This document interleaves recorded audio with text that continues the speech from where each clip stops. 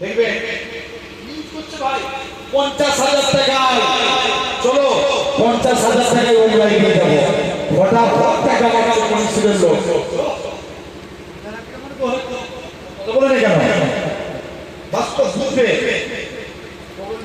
তুমি 50,000 টাকা মেরে দিয়েছো, ঠিক নিয়ে যাওয়ার 15 দিন আগে বলছো ভাই এখন টিকিটের দাম বেড়ে গেছে, 50,000 টাকা না দিলে টিকিট দিবি না, তুমি কি করবে?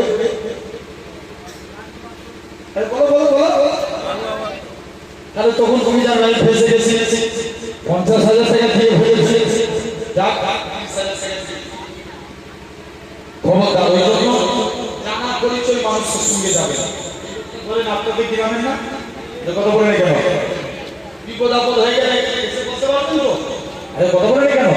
হ্যাঁ না না, আরে যাবে এরকম আমি গিয়েছিলাম ওরা হতে, তো যে দেখি মদিনার তুলনায় মক্কায় ভিড় বেশি,